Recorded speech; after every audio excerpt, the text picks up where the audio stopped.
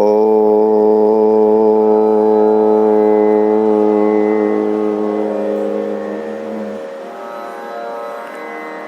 नमः परमहंसास्वादित चरण कमल चिन्मकरंदाय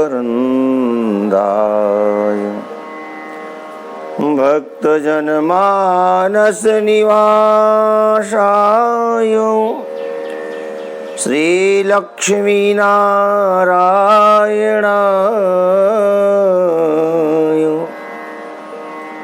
कृष्णाय वासुदेवाय हरये परमात्मने प्रणतक्लेशनाशाय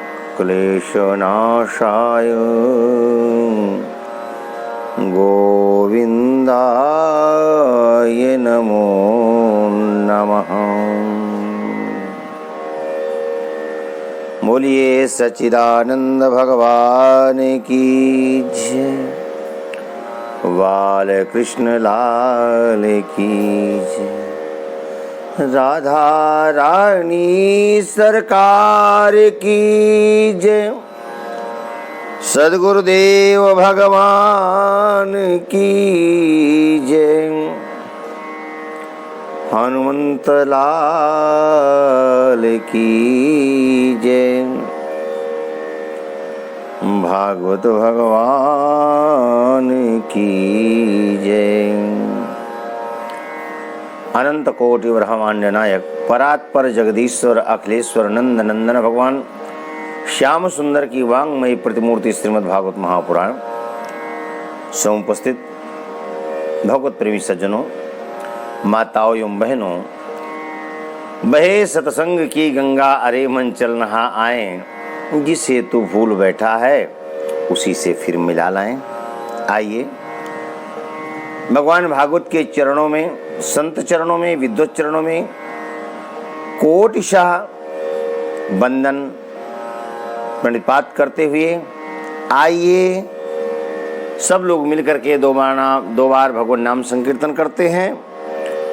पश्चात कथा गंगा में अवगाहन करके जीवन को धन्य बनाएंगे। भक्ति रस की धारा में गोते लगा करके जीवन को धन्य बनाएंगे। भगवान नाम।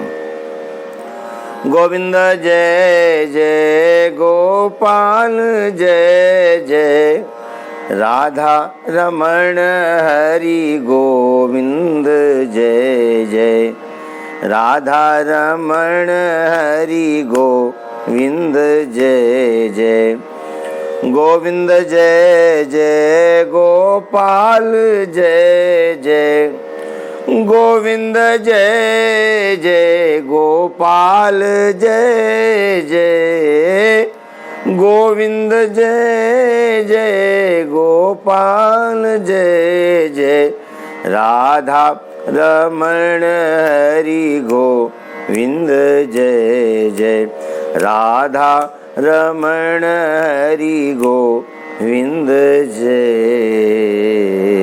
जय। आइए सब लोग पावन कथा प्रसंग में प्रवेश करते हैं, जीवन को धन्य बनाते हैं। कल बीते हुए कल में आप सब लोग श्रवण कर रहे थे, गोकर्ण जी पिता आत्मदेव जी को बड़ा दिव्य उपदेश किया, बड़ा दिव्य उपदेश। देहे स्थिमां सरुधिरे विमतिं त्यजत्वं, जाया सुतादिषु सदा ममतां विमुञ्च, पश्यानिशं जगदिदं क्षणभङ्गनिष्ठं, वैराग्यरागरसिको भवभक्तिनिष्ठम्।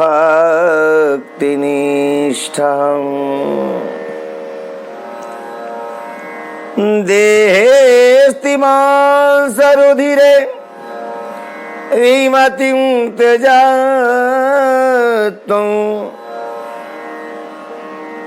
जाया सुतादिषु सदा ममतां विमुञ्च। पिताजी, जिस शरीर को आपने अपना मान लिया है, आपकी ऐसी अभिमति बन गई ये ही मैं हूं, सोच गलत है। ये आपकी अभिमति ठीक नहीं है। ये हाड़ मांस का पुतला है। कितना भी इसको सजा लो, कितनी भी इस पर आसक्ति कर लो, और कितना भी इस पर गरूर कर लो यानी अहंकार कर लो, गतियां तीन ही हैं। करामी बीड़ भस्म संज्ञातम। कितना सजा लो, कितना भी अहंकार कर लो, और कितना भी काजू बादाम पिस्ता खिला करके हृष्ट पुष्ट बलिष्ठ बना लो,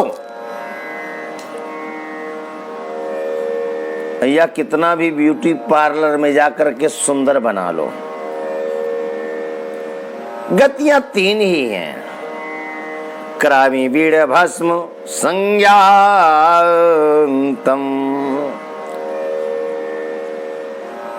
मरने के बाद अग्नि में जला दोगे तो मुट्ठी भर राख बन जाएगा।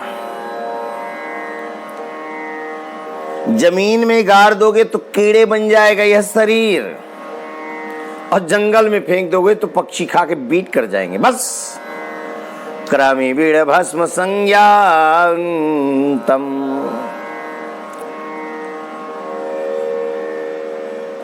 कोई फकीर शमशान भूमि में, चिता भूमि में बैठ करके, जहां पर दो चिताओं की राख पड़ी हुई थी, एक राजा के अंत्येष्ट क्रिया की थी यानी धनवान की थी राख, और दूसरे निर्धन की थी। एक ने जीवन में काजू बादाम पिस्ता खा करके शरीर को हृष्ट पुष्ट बलिष्ठ बनाया था, और एक सूखी रोटी खा करके जीवन यापन किया था। दोनों चिताओं के मध्य राख में बैठ करके संत कभी निर्धन के चिता की राख को उठाकर हाथ में देखता, तो कभी धनवान की राख को उठा करके देखता। कोई पथिक गुजर रहा था, नजर टिक गई फकीर पर। फकीर क्या कर रहा है? पथिक धीरे धीरे चल करके पहुंच गया और बाबा से पूछा, फकीर से पूछा, बाबा ये आप क्या कर रहे हैं? पथिक थोड़ी से मुस्कुरा करके पूछा। फकीर ने कहा, तुम तो मुस्कुरा रहे हो, मैं तो हंस रहा हूं। मतलब? फकीर ने कहा, क्या कर रहे हो? मुस्कुरा कर पूछा ना आपने, तो मैंने हंस कर जवाब दिया। यही तो मैं कह रहा हूं। देखो तो सही,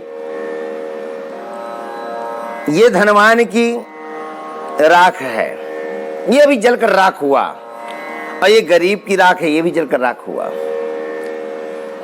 पर जब तक जीवित रहा कितना अहंकार था, ईश्वरो हम, अहम भोगी, सिद्धो हम, बलवान सुखी। मुझ जैसा बलवान कोई नहीं, मुझ जैसा धनवान कोई नहीं, मुझ जैसा हृष्ट पुष्ट बलिष्ठ कोई नहीं। फकीर कहता है, लेकिन जलने के बाद मैं देख रहा हूं दोनों के शरीर जल करके राख ही हुए हैं। गरीब की भी राख है और अमीर की भी राख है। मैं देख रहा था, बहुत अहंकार कर रहा था, हो सकता है मरने के बाद इसकी राख सोना बनी हो,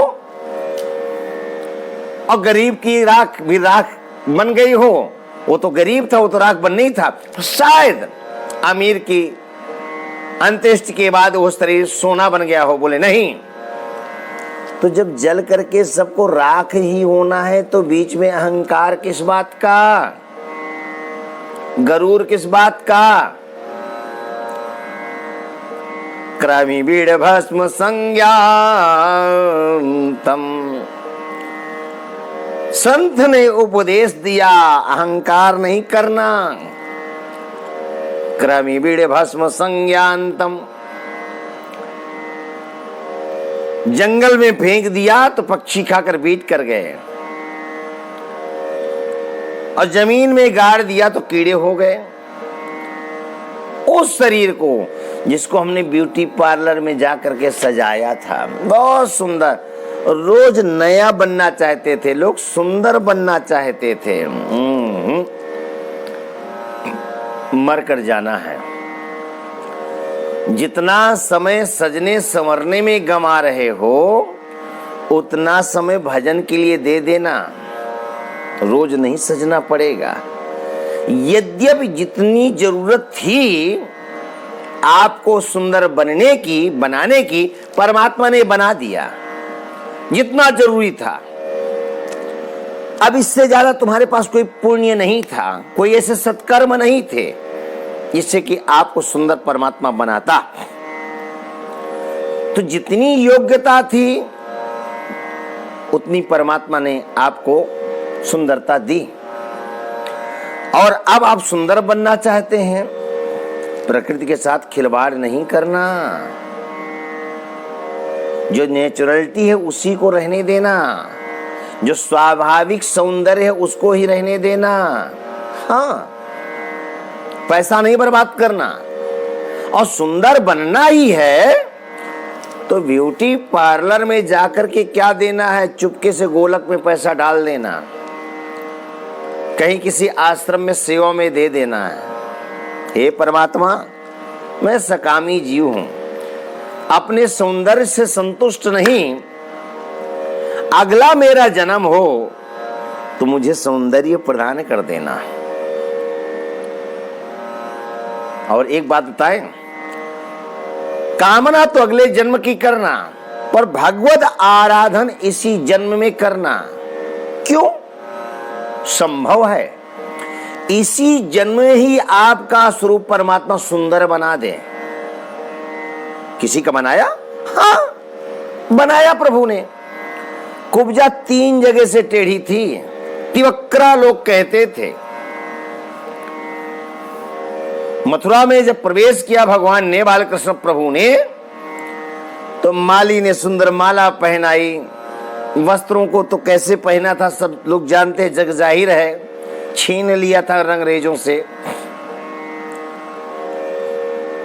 मस्तक में तिलक का अभाव था।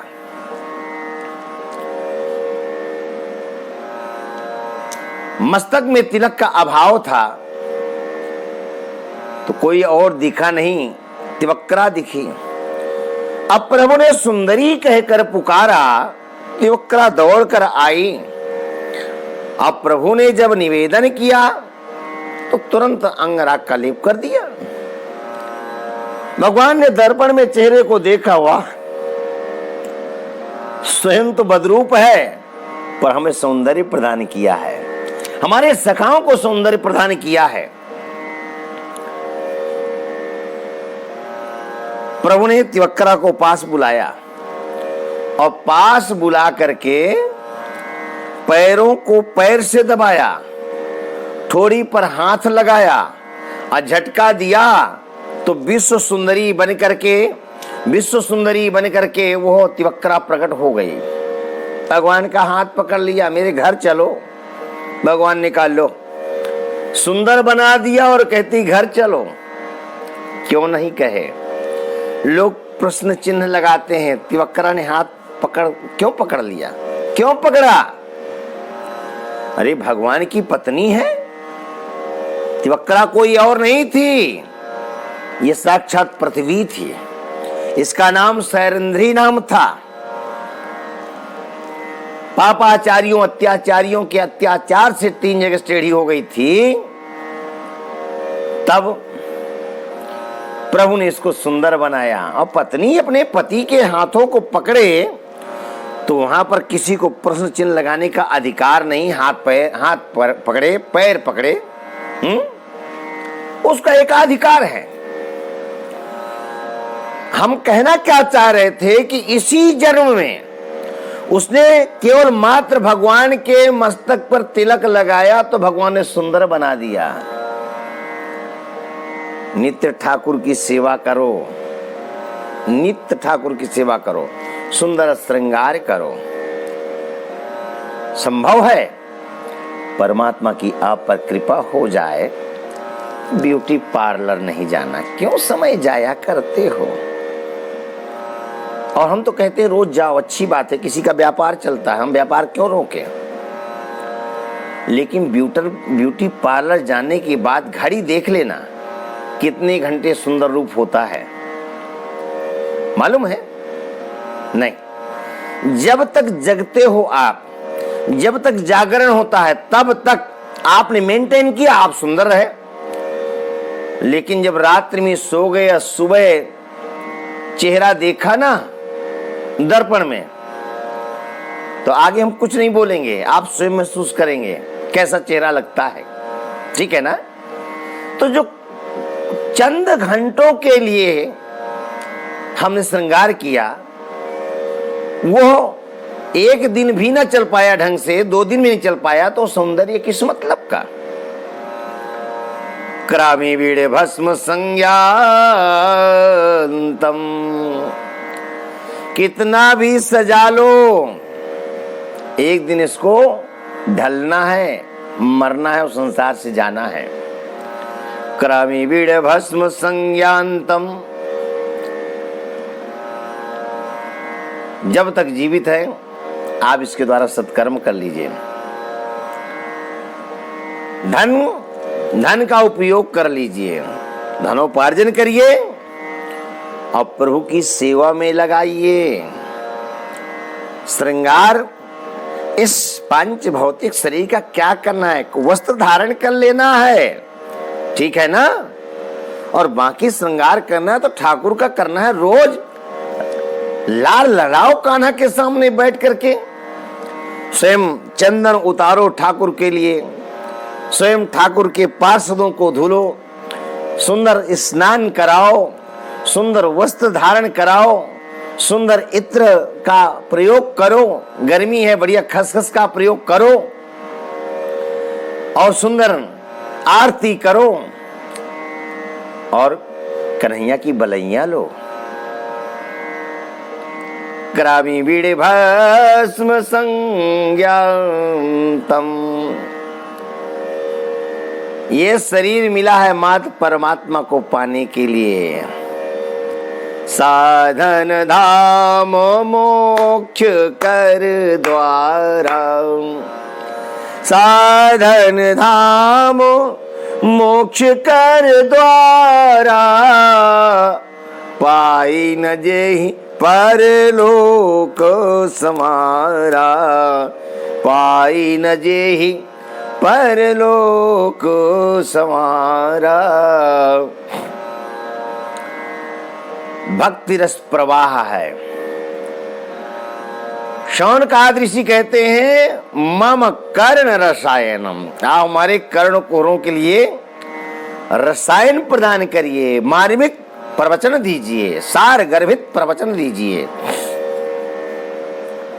भक्ति रस प्रवाह है, भक्ति का रस ही रस निचोड़ करके देंगे, ये हमारे स्वभाव में है।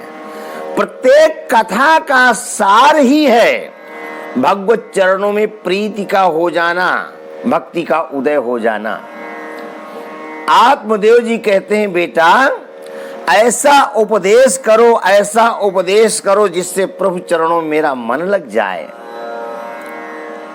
बड़ा दिव्य उपदेश किया। गोकर्ण जी महाराज ने आत्मदेव जी को वन के लिए प्रस्थान किया, वैराग्य हो गया। एकांत वन में जाकर के भागवत के 10वें स्कंद का पाठ किया। कालांतर में प्रभु चरणों की प्राप्ति हुई। जब वैराग्य हुआ था, उम्र 60 वर्ष लगभग थी। पिताजी तो वनवासी हो गए, माताजी क्या करती हैं, घर में हैं। धुंधकारी ने क्या किया, पिताजी के बन जाने के बाद पितरु परते तेनु जननी ताड़िता भृशम कवित्तम तिष्ठति ब्रूहि हनिशेलतया नचेत, हनिशेलतया नचेत। पिताजी वनवासी हो गए, एकांत जाना, मां को दंड दिया, जलती हुई लठिया लेकर के और धुंधली माँ के मुंह के सामने लगाते हुए कहा, बुढ़िया बता, पिताजी जो धन छोड़ कर गए कहाँ हैं? धुंधली ने कहा, नहीं नहीं नहीं बताऊंगी तो क्या करोगे? बोले, जलाकर मार डालूंगा। धुंधली ने कहा, राम राम राम राम राम, आज नहीं तो कल, कल नहीं परसों में मारेगा। एक रात्रि कुएं के किनारे गई, कुएं में छलांग लगा करके शरीर का त्याग कर दिया। छल का परिणाम है। आत्मदेव जी ने कहा था, संत का प्रसाद है, पाले ना, पुत्र की प्राप्ति होगी। लेकिन धुंधली क्या कहती है? बंध्याया विधवा नारी सुखनी चेति में मति। देखा सुख, इनको क्या कहेंगे? क्या धुंधकारी बेटा था? क्या गोकर्ण इनके गर्भ से जन्मे थे?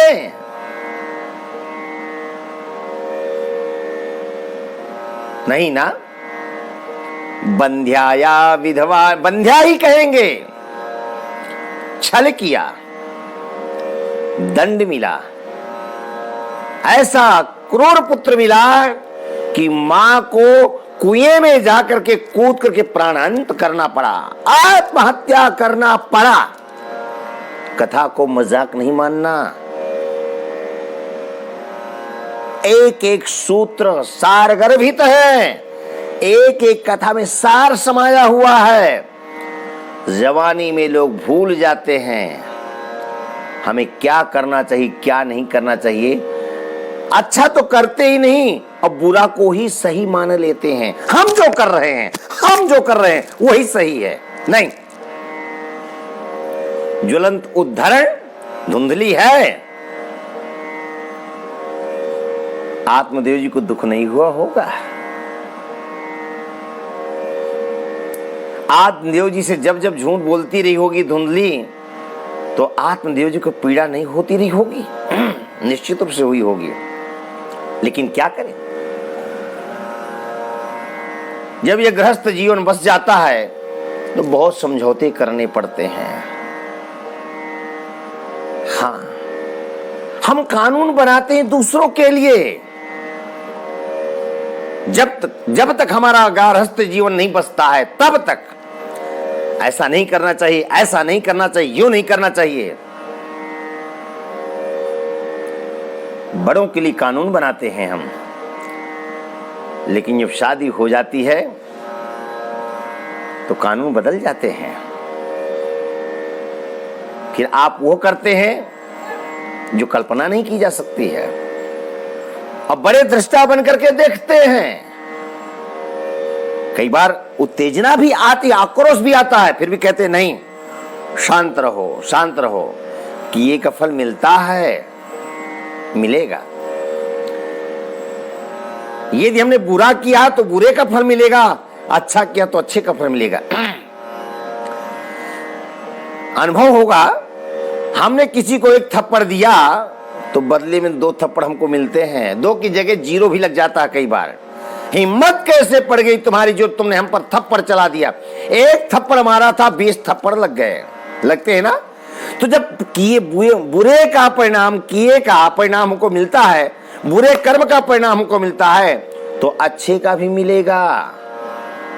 इसलिए अच्छा करना, बुरा नहीं करना। बुरे कर्म करने वालों को बुरा परिणाम मिलेगा, मिलेगा, मिलेगा, ये विश्वास करना चाहिए। धुंधली को कुएं में कूदना पड़ा। पिताजी वनवासी हो गए, माताजी कुएं की वासी हो गई। बच्चे कौन? बोले गोकर्ण जी। कहाँ गए? बोले गोकर्ण तीर्थ यात्रार्थम निर्गतो योग संस्थितः न दुःखम न सुखम तस्य न बैरी नापि बान्धवः न बैरी ना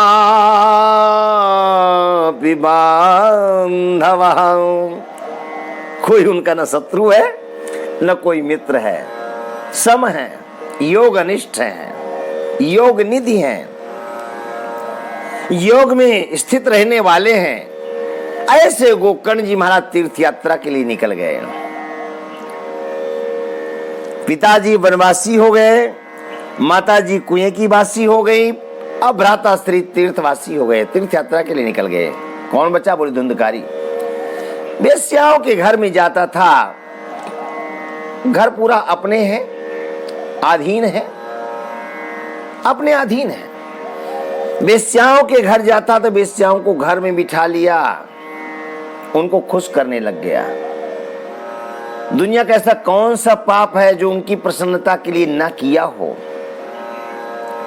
वेश्याएं खुश हैं। एक दिन किसी राजा के यहाँ चोरी करने गया, बहुत सारा माल लेकर के आया। वेश्याओं ने देखा, खुशी व्यक्त की, लेकिन रात का जगा हुआ था, सो गया। वेश्याओं ने मंथन किया, विचार किया, आखिर है तो चोर। माना कि हमने कुछ समय के लिए स्वार्थ के लिए इसको पति रूप में वर्ण कर लिया है, पर एक दिन तो पकड़ा जाएगा। और राजा के यहाँ चोरी करके आया है तो ज्यादा समय नहीं लगना है, इसको एक दिन पकड़ा जाना है।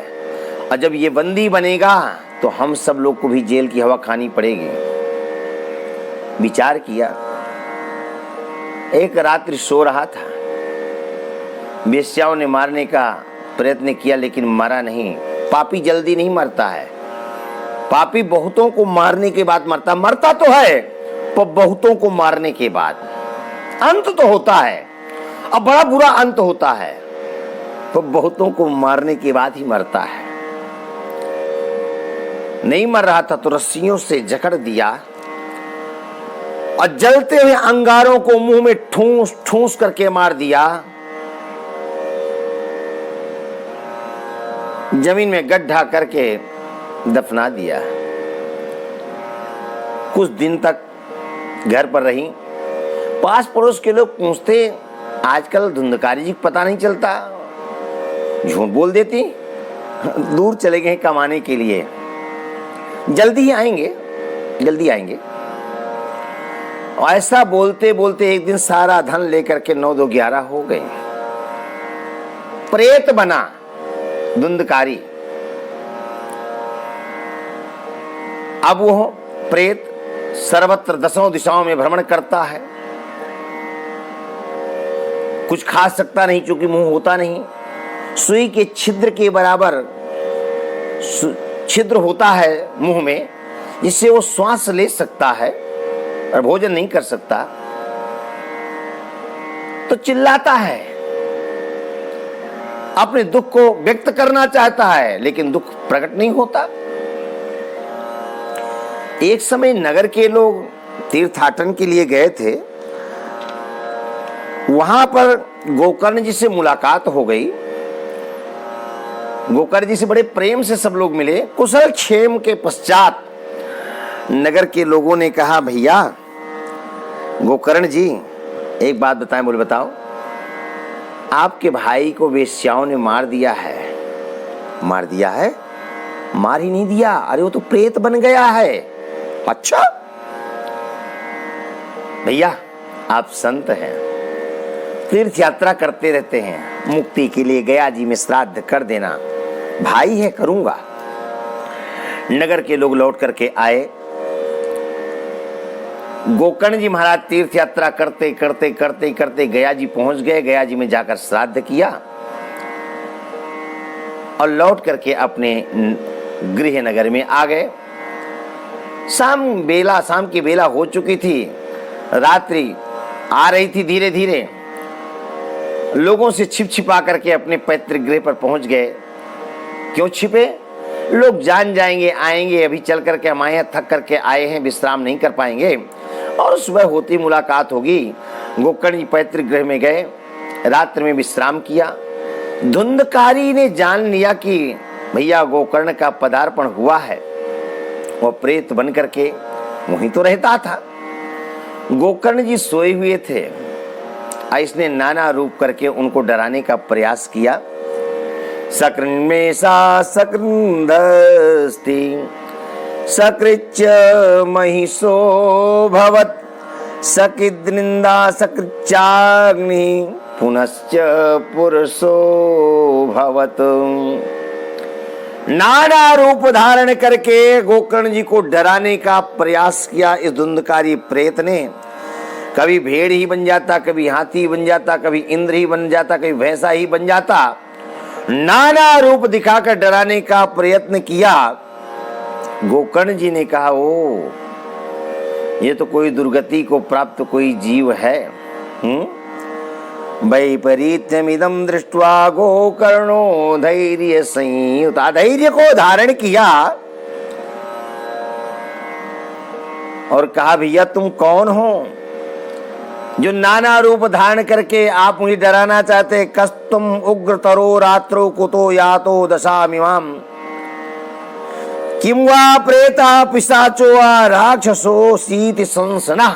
तुम प्रेत हो, पिशाच हो, भूत हो, राक्षस हो, कौन हो? अब बोलना तो चाहता, बताना तो चाहता है, लेकिन बोल नहीं पा रहा है।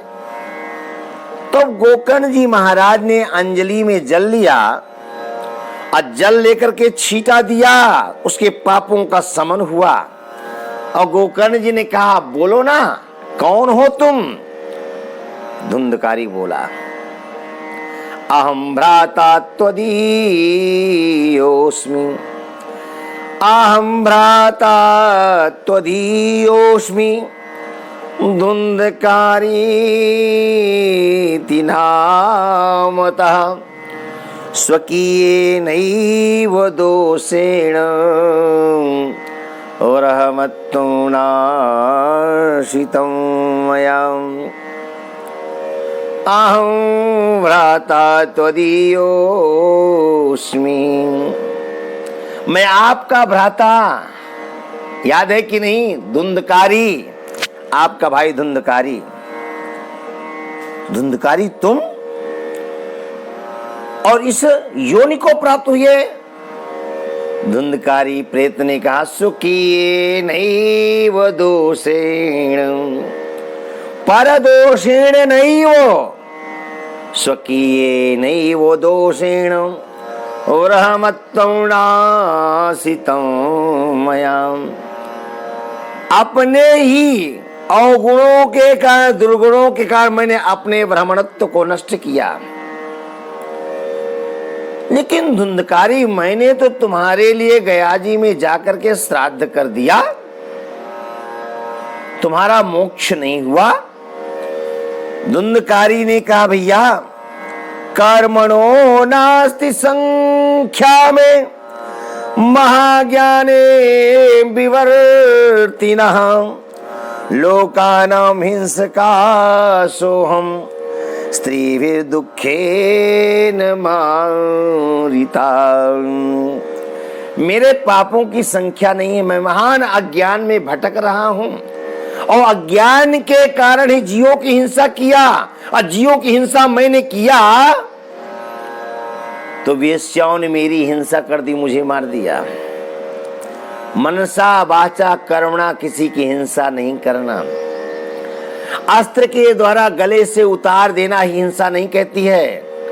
आपके कर्म से, आपके आचरण से और आपके स्वभाव के द्वारा कोई व्यथित होता है तो वो किसी हिंसा से कम नहीं है। गोपियां तो यहां तक कहती, नेह किम बधा, कन्हैया अस्त्र शस्त्र से मारने का नाम मृत्यु नहीं है, वध नहीं है। किसी से प्रेम किया हो और उसका त्याग कर दिया गया हो, वो किसी वध से कम नहीं है। भैया आप तो मेरे कल्याण का कोई और ही साधन बताओ, निकालो। अहो बंधो कृपा सिंधु भ्रातर मामा सुमोचय गोकर्णो वचनं श्रुत्वा तस्मै वाक्यमथा ब्रवीत् तस्मै वाक्यमथा ब्रवीत्। ये सुन करके आप कोई और उपाय सोचिए। आओ बंधो कृपा सिंधु भ्रातर मासुमोचय, इस प्रेत योनि से मुझे मुक्त करिए। गोकर्ण जी ने कहा मैंने गया जी में जाकर श्राद्ध किया और श्राद्ध करने से आपको मोक्ष नहीं मिला। बोले नहीं भैया, गया जी में श्राद्ध करने से उनका मोक्ष होता है जिनके पापों की गणना होती है। मैंने असंख्य पाप किए हैं, पापों की गणना करना शुरू कर देंगे तो संख्या घट जाएगी, पापों की संख्या कम नहीं पड़ेगी। इतने पाप मैंने किए हैं। गोकर्ण जी ने कहा तो भैया गया श्राद्धा न मुक्ति सेद उपायो ना परस्तु। यदि गया श्राद्ध करने से मोक्ष नहीं हुआ तो और कोई उपाय है भी नहीं। लेकिन गोकर्ण जी के समक्ष प्रेत रूप धुंधकारी ने कहा अहो बंधो कृपा सिंधु भ्रातर मासुमोचय। ये शब्द गोकर्ण के कानों में गूंजने लग गए। अहो बंधो कृपा सिंधु, हे मेरे भैया आप बड़े कृपालु हैं, बड़े दयालु हैं।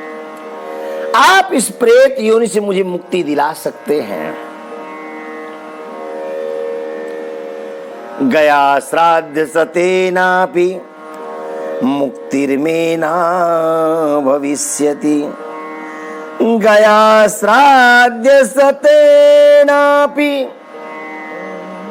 भैया गया श्राद्ध करने से मेरी मुक्ति होने वाली नहीं है। मेरे पापों की संख्या नहीं है, आप तो कोई और उपाय निकालिए। गोकर्ण जी ने कहा राम राम राम राम राम। क्या कह रहा है प्रेत धुंधकारी? गया श्राद्ध सतेनापि मुक्तिर्मेना भविष्यति। 100 गया श्राद्ध करो तब भी मेरी मुक्ति होने वाली नहीं है। यानी इसके पापों से कहीं ज्यादा बलवान, तीर्थ से कहीं ज्यादा बलवान तो इसके पाप हो गए। इसके कथनानुसार गया श्राद्ध सतेनापि मुक्तिर्मेना भविष्यति। डंके की चोट पर धुंधकारी कह रहा है। गोकर्ण जी ने कहा अच्छा, इतने सबल हैं तुम्हारे पाप के तीर्थ की महिमा न्यून हो गई। मैं कोई और चैलेंज कर दिया, चुनौती दे दी। हमारे आस्था के केंद्र, मुक्ति के केंद्र गया तीर्थ को चुनौती दे दी धुंधकारी प्रेत ने। तो क्या यह उचित है? उसने जो कहा कि गया श्राद्ध करने से मेरा मोक्ष नहीं होगा, तो क्या ऐसा है? नहीं, ऐसा नहीं है। गया श्राद्ध करने से मोक्ष होता है, पर तब मोक्ष होता है जब कोई अपना स्वजन जाता है, अपना बेटा, अपना बेटा का बेटा कोई जाता है, तब जाकर के मोक्ष होता है। किसी और वंश का जाकर के, किसी और कुल का जाकर के वहां पर गया श्राद्ध करे तो संभव नहीं। गोकर्ण और धुंधकारी सहोदर भ्राता नहीं है, ये आत्मदेव जी के दोनों ही पुत्र नहीं हैं। एक तो साली साहिबा का पुत्र है, दूसरा गोमाता का पुत्र है। तो गया श्राद्ध सतेनापि मुक्तिर्मेना भविष्यति। ठीक कहा उसने। आप कोई और उपाय करिए। तो गोकर्ण जी अन्य उपाय की सोच रहे हैं और गोकर्ण जी कहते हैं अब आप रात्रि में तो सोइए और हमको सोने दीजिए, सुबह उपाय करेंगे। और हम भी कहेंगे आज कुछ तकनीकी खराबी चल रही है, इसलिए आज की कथा को यहीं पर रोकेंगे, कल कथा का विस्तार करेंगे। गोविंद जय जय।